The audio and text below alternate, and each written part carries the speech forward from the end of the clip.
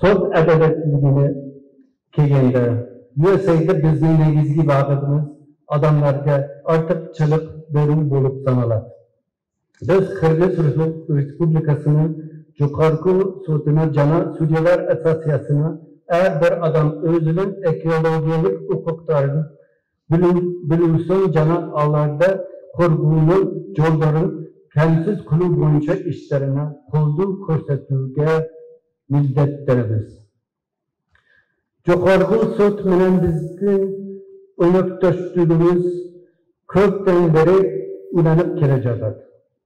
Bizning negizgi bağıtlarımızdan biri sanaret teştiru, sottorduğun gerekli teknolojilerine iyi oluşu kamsızlığı.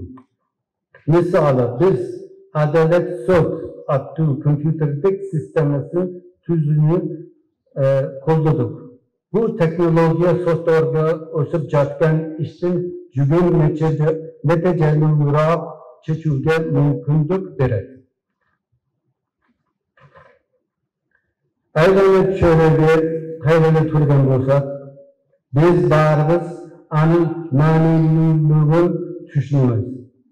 Bundan tışkara, akırge yılları Bişkek ve Oş şarlarında baykalgan abanın bulganışının korkunç tutuğu denge elin cana bulganı boyunca kengiri jayılgan arızlarda eski alganda ekologiyalik adalet tuzluktu ekemdi Kırgızistan'da öte zarı muhtaçlık ekeni koyunup turadi. Sottorduğun ekologiyalik ekspertlerden jana hükümet başçılarının katışçısında bugün barımız katışıp jatkan konferansiya çanağı özgürlüklerde yürgüzü üçün zor potansiyelga ega. Bizning bu jerdagi missiyamiz qo'mchilikqa alardan taza aylanib cho'riga bo'lgan huquqi jo'nida bilim beru. Uchurda ko'pchilik odamlar ekologiyalik ko'rgalarga tush bo'lganda bunday chora qanday chora ko'rish kerakligini bilishmaydi. Jana qaysi mamlakatlik organga qayrilugini bilmay turishadi.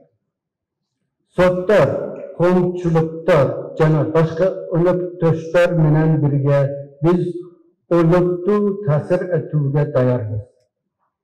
Bizning baldar, jana kelajak yo'llar, toza obadan, toza suvdan, jana tunuq aylanib cho'rigidan rohat olish uchun USA Kırgızistan'da da aning chegidan tashqari joylarda da bu sayohatning bir bo'ligi bo'lganini abdan quvonachda.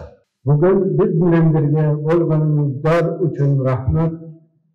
Kelgilar toza danasak kelajak uchun harakatimizga birga.